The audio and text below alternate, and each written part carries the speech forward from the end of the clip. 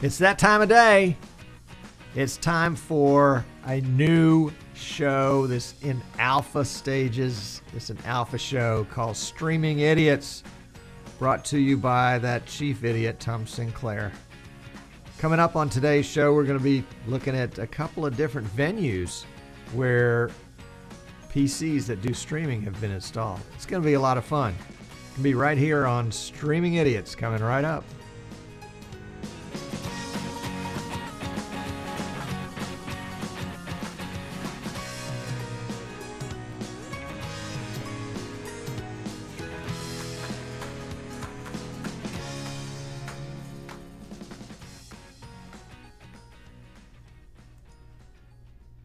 Hey, I'm Tom Sinclair, the chief streaming idiot, coming to you live from our studios here at Eastern Shore Broadcasting in Fairhope, Alabama. We're not really at the racetrack. I know that's a good little scene behind us. But it sort of sets the tone for this segment today of Streaming Idiots. Streaming Idiots comes in on live. If you're watching us on YouTube, we're live on Wednesday afternoons, right after that VidBlaster guy at 3 o'clock Eastern. And then we post these onto YouTube on Friday afternoons. But we just placed a couple of PCs at this racetrack in Michigan, Grand Rapids, Michigan, the Berlin Raceway. And they're in the middle of $1.5 million renovation of the racetrack and the grandstand and the press box and the luxury suites and all that kind of stuff. And part of that was to bring to the race fans there instant replay on the big screen. So if something happens in the corner of in turn 3, which is far away from you in the stand at the other end of the racetrack, it'll be put up on the big screen so you can see the slow motion instant replay courtesy of VidBlaster and the PCs that we built for them. The PCs are beasts. We did a couple of shows ago where we talked more specifically about those beasts. It was basically hex core processors, overclocked, and with solid state hard drives and all sorts of other hard drives, and Blackmagic quad and DeckLink quad cards, and 8 camera inputs, and 2 beasts like that, one for replay and one for streaming and recording and camera and ISOs for the cameras. But anyway, it's been a neat time to do that. Let me get out of the way here and give you a better view of the racetrack. There we go. I'm out of the way now, and you can see. If you're not familiar with racetracks, it can look a little primitive. But apparently here at the Berlin Racetrack in Grand Rapids, Michigan, they have hard track racing all spring and summer, and then at the end of the season they'll bring in truckloads of dirt and turn it into a dirt track.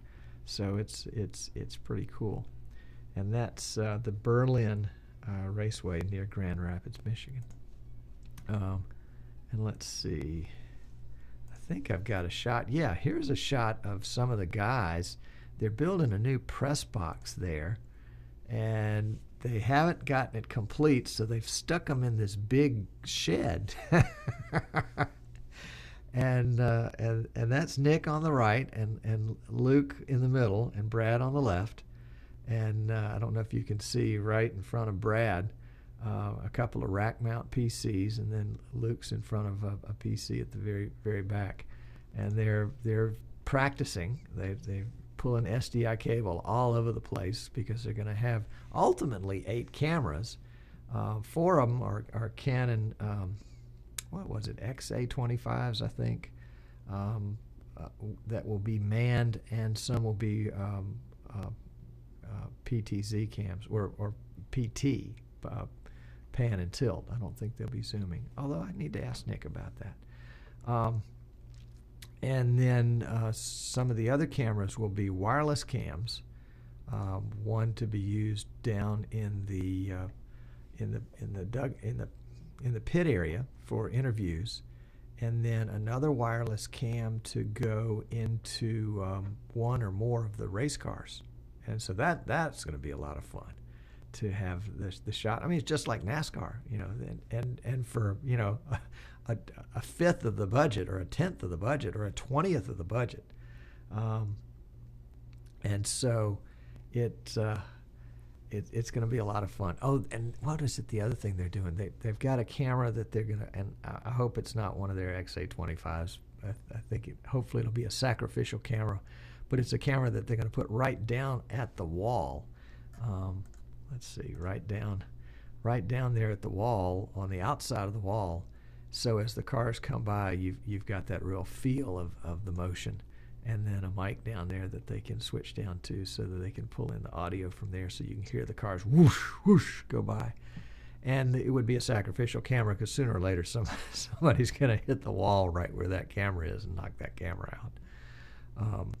But that's been a fun project to work with them on.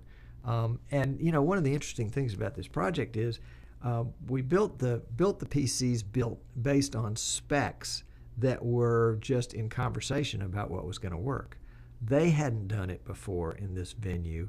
I had not built a PC for them for this particular specific set of specs before. So we sort of sat down and hammered out what the PC should look like. And now that they're in place, we're realizing, we need to do a little tweak here, we need to do a little tweak there. I think we're going to replace the graphics cards. We're going to upgrade the RAM. What was the other thing we wanted to do? I don't remember right now off the top of my head. Anyway, and so we're going to swap out some components and make sure that our customers have exactly what they need, and we'll figure out how to get those installed for them.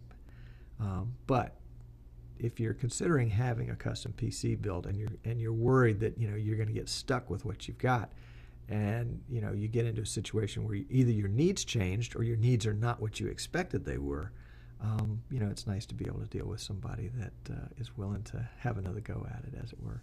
And that's what we're going to do with them. It's going to be a lot of fun.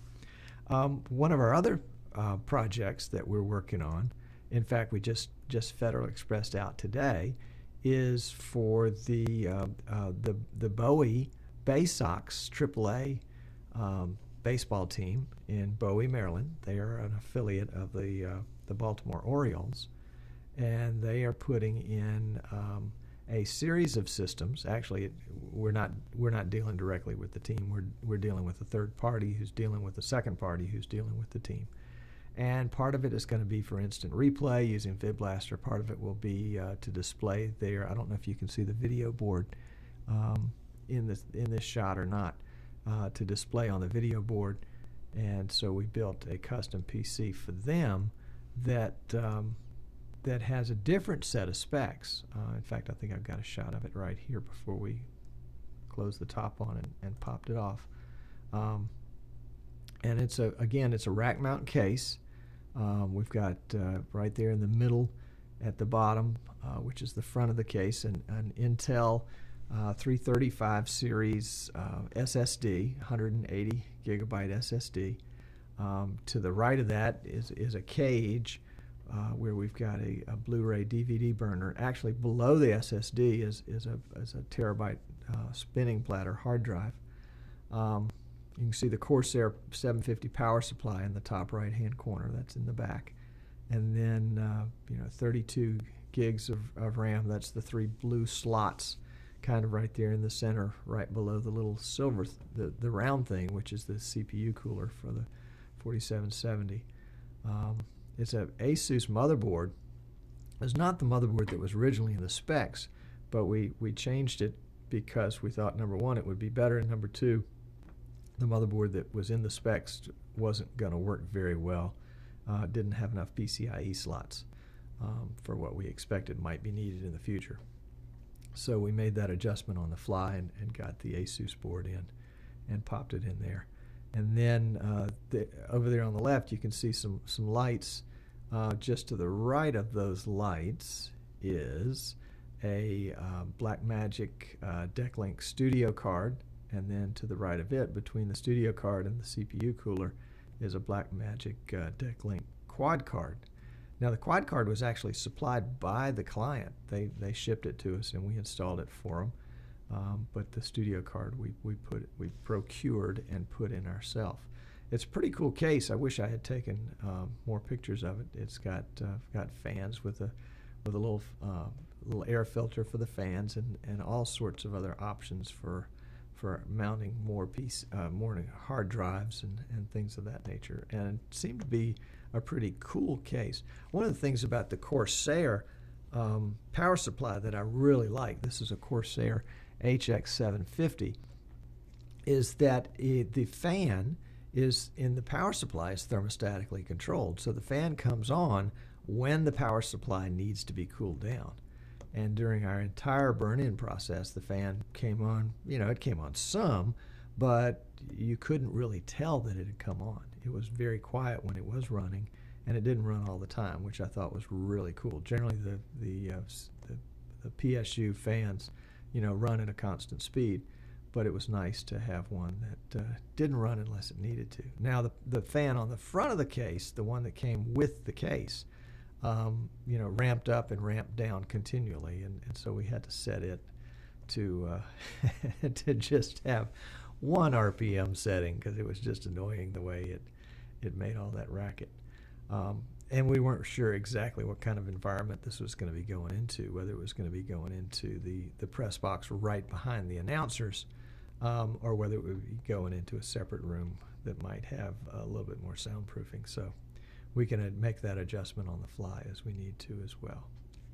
So anyway, I thought it'd be kind of fun to show you the different locations that we've got. One is a ball field in Maryland, and the other is a racetrack in Michigan, and that's two of our most recent customers for our custom PCs. The PCs are intended for streaming primarily, but also for recording, and I think are going to be really well received by folks. One of the fun things that I like to bring to the table for folks when they're interested in a hardware solution or a hardware and software solution is to talk about some of the other fun things that they can do as well that they don't always kind of perceive at the front end. I mean, in some cases, folks will come and say, well, we really want to stream. And I say, well, what about recording? Are you interested in recording? Well, yeah, I guess we could record too. And I said, well, if it's a racetrack, the drivers would probably love to have a DVD of the races. Oh, yeah, we could do that. They probably would like to be able to come back and watch the video online later, maybe. Oh, yeah, talking about a video on demand. Yeah, and you can charge for that. And you can also do a pay-per-view live, so that folks can watch you live, and you can sell it either by the race, or you could do a subscription for the whole season. If you know the right CDN, they can set it all up for you. And so to be able to bring the whole package together for somebody really is a lot of fun, because suddenly something that was going to cost money now might even be in the situation where it was going to make money. I know when we were doing the soccer, and we just finished up soccer season recently, at one point, some of you may have heard this story from me before, but at one point we had a camera, again a sacrificial camera, that we had mounted behind one of the soccer goals, and we ran cable out to it, ran power out to it, kept all that stuff out safely out of the way so nobody got tangled in our cables. But that cam had basically an incredible view. It had one goalpost on one side, one goalpost on the other side, and you're looking right through the middle of the goal. And anything that happened at that goal, you got an amazingly close-up shot of. I mean, it was a fixed camera. It didn't tilt, it didn't pan, it didn't zoom. That would have been really wonderful if it did. But what we were able to do with that camera was to sell a sponsorship for it. So that camera became the goal cam. And we had a company called LifeStick that bought the goal cam for a year. Now, this is high school soccer, but they wrote us out a check for $1,000. Hey, I'll take $1,000. That was great. And so it became the excuse me, the life stick goal cam. And if you know anything about soccer, obviously they call that football overseas. Here in the U.S., we have to distinguish between American football and European football. So we call European football soccer. In soccer, sometimes there can be a penalty where somebody is given the ability to kick the ball towards the goal from just 12 yards from the goal. Now, the goalie can be there to try to block it, but it's called a penalty kick or a PK. And there was nothing more exciting than to have a PK be able to be broadcast from right behind the goal. I mean, it was great.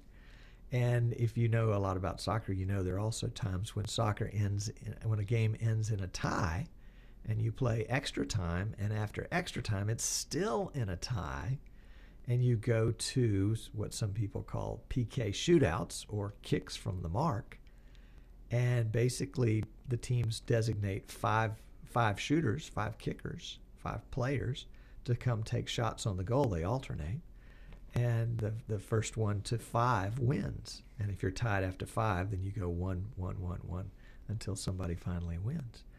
And there was a time, I'm trying to remember, I think it was a tournament that we were broadcasting. And, of course, there was a home team. Our team was one of the teams. And the other team was a big rival. And they had gone to tie. And then in extra time, they were still tied. And they went to a PK shootout. And they were going to line it up down at one end of the field. And I ran down on the field real quickly because I knew the referees. And I said, can we have the shootout on this side, because this is where our camera is? And they said, oh, sure, that's a problem. So we moved down there, and it was really exciting. And of course, every time we talked about something, it was the life stick goal cam. And if you watch sports, or if you listen to sports on the radio, the same thing. There'll be all sorts of things. This is brought to you by, today's lineup is brought to you by so-and-so. This halftime show is brought to you by. And so there are all sorts of sponsor opportunities where people would like to have their name associated with this event. And they can do that. And then, of course, they end up, LifeStick provided us with a 30-second commercial that we play before the game and at halftime and then after the game. And that was one of the many commercials that we were able to put into the mix. If you're just getting started and you're thinking, okay, well, I don't have any commercials. How can I sell something that nobody can see, that people can't see? Well, we were in the same boat, and what we did was we went out to local nonprofits.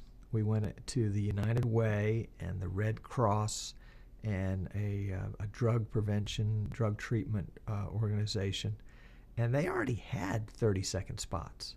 And we said, hey, look, we'll run your 30-second spots every game for free. And they said, great, we love it, do it. Here it is. We'll email it to you, or we'll send you a link.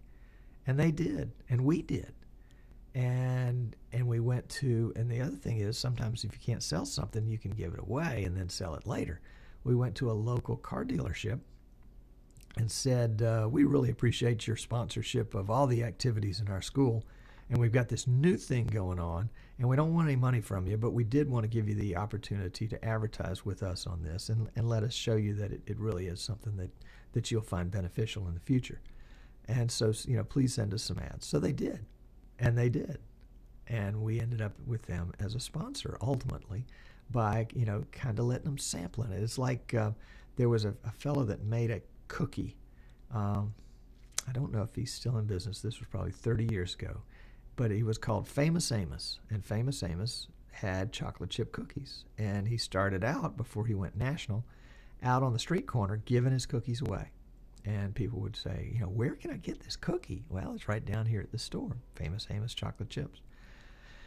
And that was his claim to fame. He gave it away. He created the need. He created the awareness by giving it away for free, and that worked really well for us. And we also, in addition to taking paid sponsors, paid advertisers, we continued to do the nonprofits as well, and that was well received, and people felt really, really good about it. And so we were doing good things, and we were getting a little money for it, And it seemed like every time we turned around, we kind of bumped into another sponsorship opportunity.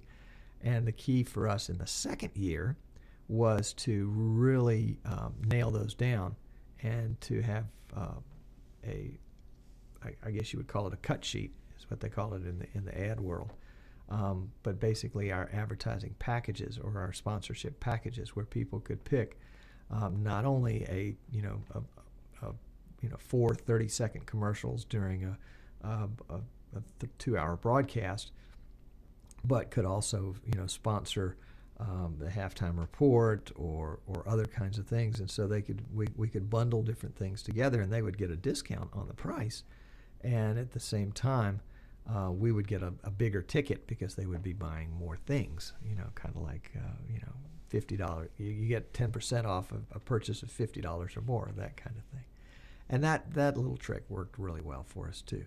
So if you're thinking about doing something in sporting, it works really well for this, whether it's indoor sport or an outdoor sport, and you want to sort of fold it in with sponsorships, you can do that. And if you're a professional team or a high level college or even some high school teams, where you're already doing a program where you're selling ads or banners or different kinds of things like this, this folds really well into that. It adds more value to it, and you can expand those sponsors' reach, because they're suddenly now reaching beyond just the people that are in the stands for that particular game, and you are generating a lot of goodwill.